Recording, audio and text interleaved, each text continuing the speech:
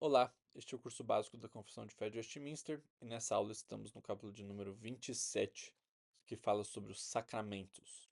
A Confissão diz que os sacramentos são santos sinais e selos do pacto da graça, imediatamente instituídos pelo próprio Deus, com o objetivo de 1. Representar Cristo e seus benefícios. Então, a ideia do sacramento é representar tanto a pessoa de Cristo quanto os benefícios que nos são conferidos por meio da obra de Cristo. Tá? Então, representar, fazer uma representação daquilo que Cristo conquistou para nós e do que ele é para nós. Mas não só isso, representar e confirmar o nosso interesse nele, porque ninguém participa dos sacramentos de maneira involuntária, né? Nós participamos de maneira voluntária. Então, ainda que quando pais levam, e nós veremos isso mais para frente, os seus filhos ao batismo, os pais estão fazendo isso de maneira voluntária, assim como aqueles do povo de Israel no Antigo Testamento que circuncidavam os filhos faziam isso de maneira voluntária, ainda que os seus filhos nem soubessem o que estava acontecendo, né? Mas, então, os sacramentos também servem para confirmar o nosso interesse nele, para representar esse nosso interesse, na pessoa e na obra de Jesus Cristo. Bem como para fazer uma diferença visível entre os que pertencem à igreja e o resto do mundo. Tá? Então, a ceia, o batismo, que são os sacramentos, né, que nós acreditamos que a Bíblia nos ordena a realizar, eles só podem ser realizados por aqueles que são pelos que professam a verdadeira religião cristã, né? Então isso faz uma diferença visível entre aqueles que foram batizados e aqueles que não, aqueles que participam da comunhão da ceia e aqueles que não. E também, né, mais um objetivo aqui, e solenemente obrigá-los ao serviço de Deus em Cristo, segundo a sua palavra.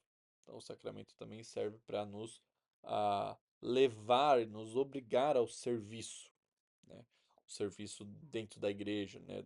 Não da igreja como um espaço físico, mas dentro desse espaço espiritual, né? Dessa geografia espiritual que é o corpo de Cristo.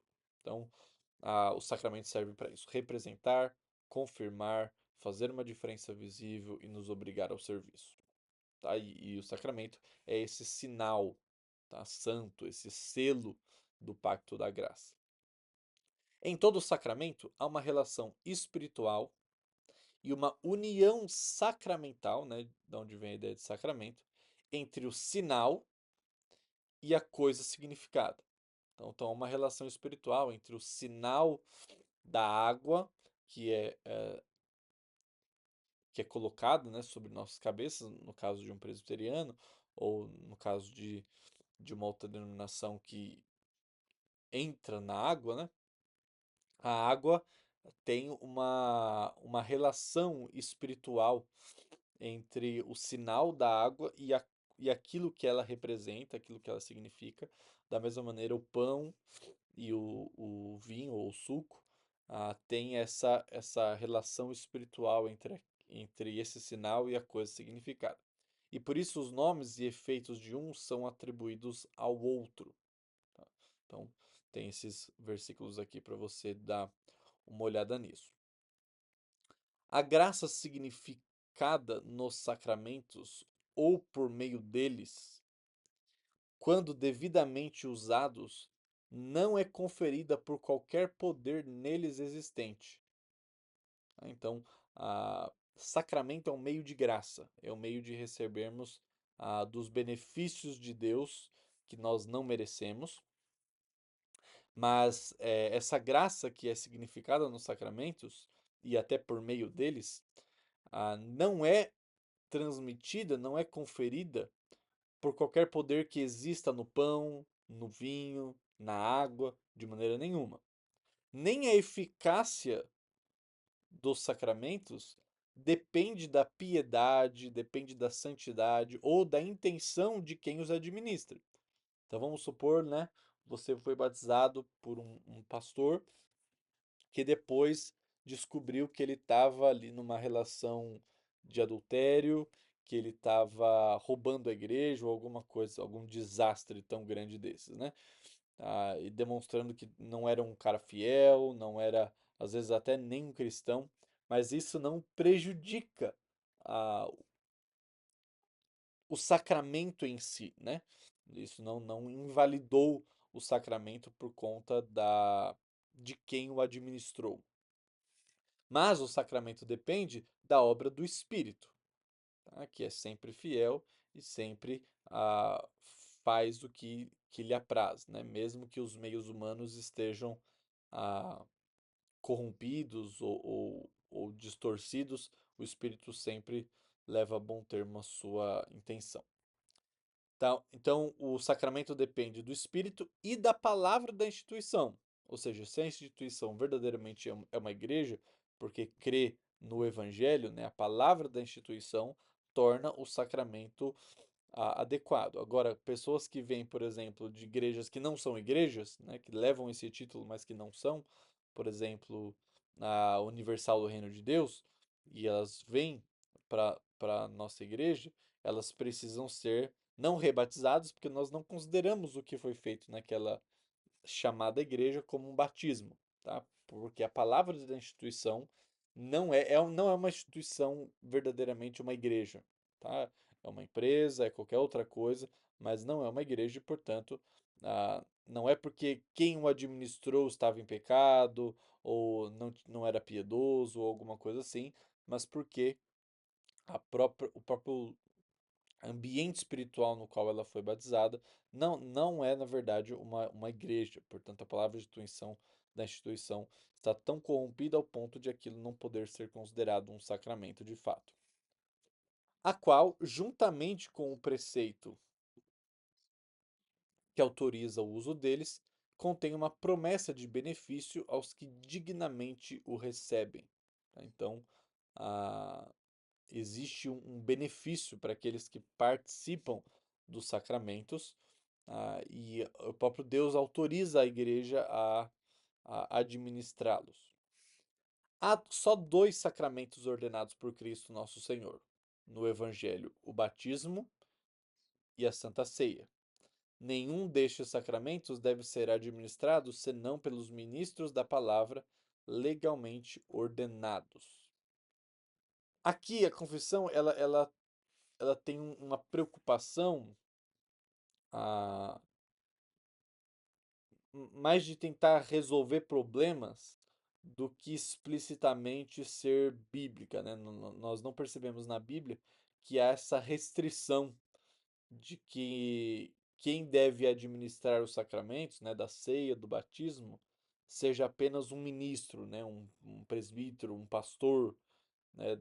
É, na Bíblia nós não encontramos com clareza esse princípio. Mas, né, por conta de perversões e por conta de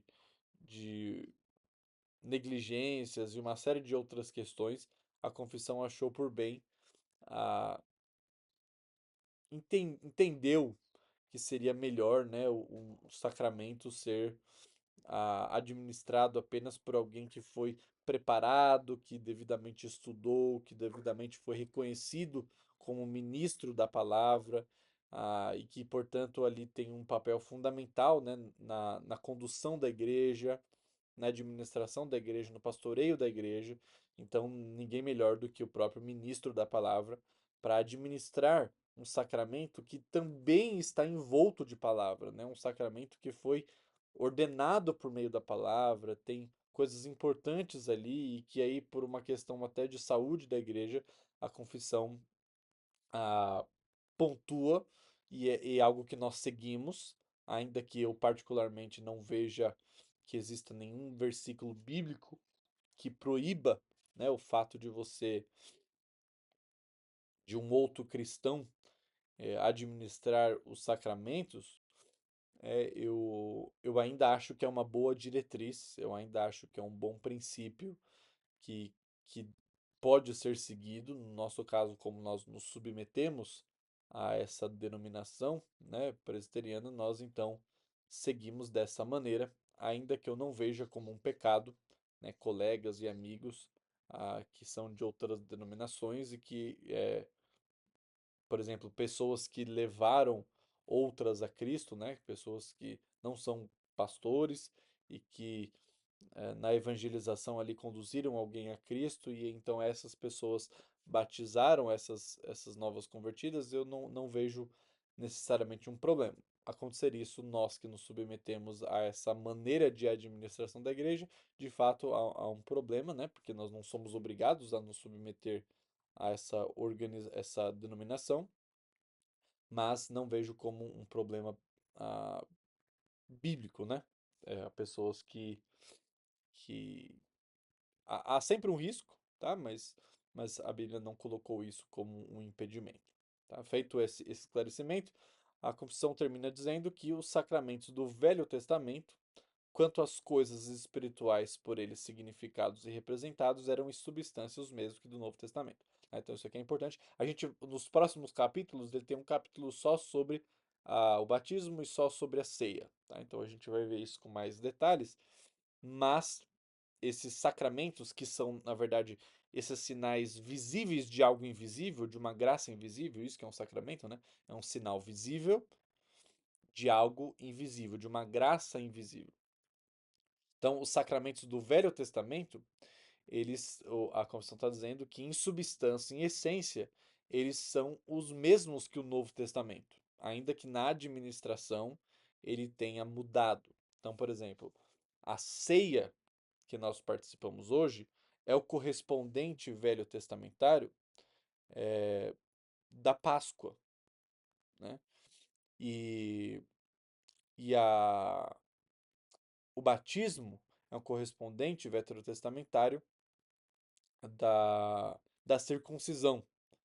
Então, por isso que a gente vai ver isso nas próximas aulas, por isso que nós presbiterianos batizamos crianças, porque nós entendemos que da mesma maneira como na circuncisão no passado, um bebê de 8 dias de vida poderia receber o sinal, né, do sacramento, então nós entendemos que da mesma forma, como há uma correlação, né, nós também podemos batizar crianças desde que um dos pais seja crente, né, faça parte do povo de Deus.